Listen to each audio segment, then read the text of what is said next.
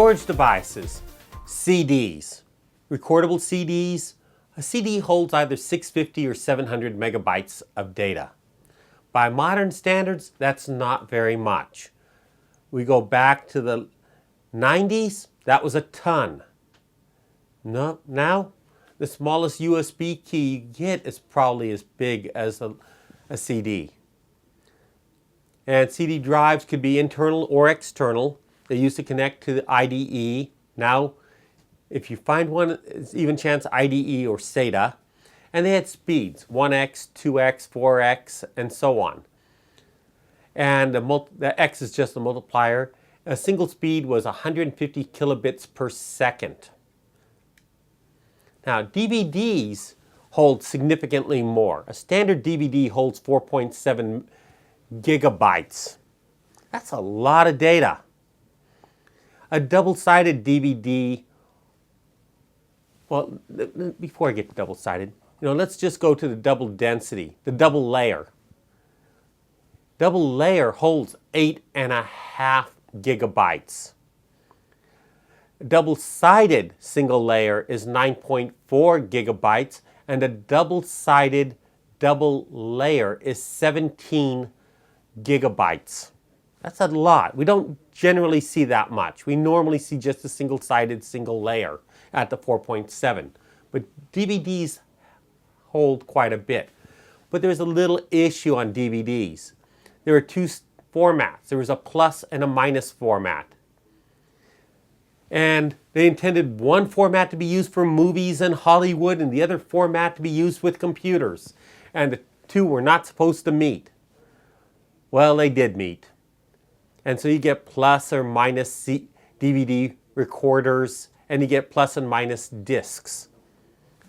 If you're buying discs for your DVD, you need to make sure they're the right type. Most modern DVD recorders on a computer will support both. The minus is generally a little bit quicker, but it will support either.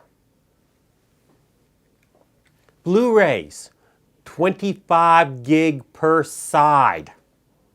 Double-sided Blu-ray will do 50 gigabytes. That's a pretty nice amount. Almost enough to do backups on. It's a little questionable though. Our drives are getting bigger. We're in the terabyte size, 50 gig, 1 terabyte. That's still 20 discs. So probably not all that practical. Blu-ray may be at the end of its life, even though it's still popular for movies. It just doesn't store enough data-wise. Installing an optical drive, shut down your computer, unplug it. You might have to remove a faceplate from the front. Open up the computer, remove a faceplate from the front, slide the drive in, connect it. Connect both the data, and IDE is a big connector. SATA is a smaller connector, small connector, and connect power. SATA power is bigger than the SATA data cable. If you've got IDE, you're probably going to use a Molex connector. And then install the drivers when you boot up the system. Using it, you can install software from a CD, DVD, or Blu-ray. Now, if you want to play movies or similar, you need to have the proper codecs, the instruction set for doing so, and the right software to be able to play movies. That's usually included with the drive. If not, it would have to be purchased separately. Hard drives. This is our primary archival storage in a computer. Standard hard drive, 3.5-inch drive, about this big. And they hold anywhere from a few hundred gig to a few terabytes. They're spinning platters.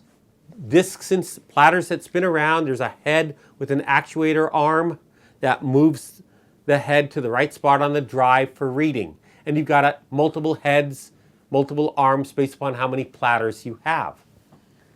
And they spin. They're mechanical devices. Now, traditional rule is all mechanical devices eventually fail, which has led us to look at things like solid-state drives, going, yep, this should fix the problem. Well, solid state fixed some problems, but not the one that we expected them to fix. Latency for accessing a memory location, because solid state drive is just memory chips in a package. And we can get 128 gig, 256 gig. You know, the exam is probably going to go down as low as 32 gig, but out in the real world, we're seeing up to, now I have seen up to 1 terabyte on solid state drives that are available at fairly reasonable prices. So we see that. How long does it take to go to a memory location and pull data? That's really quick. So the latency of a hard drive, spinning the platter up, moving the head to the right spot and beginning that read, that latency is gone. SSDs are absolutely fantastic that way. So really fast to get started, and that's one of the biggest slowdowns with hard drives is just getting started. If you have a whole lot of small files, such as at startup of your computer, you're reading hundreds of files and they're all small. It has to find the right spot, move the head, and then start reading. That probably accounts for 90% of your drive time. SSDs go to that spot immediately. Now, SSDs are not faster than spinning platter drives and the mechanical ones. Throughput tends to be about the same. In some cases, the spinning platters have been quicker, although I would not expect that to remain a constant. I expect the SSDs to become faster on throughput. The average life of a mechanical hard drive is somewhere around 7 years. Some last longer, some last shorter. The average life on a solid-state drive has been depressingly poor, between 1 to 2 years. They have a very high failure rate.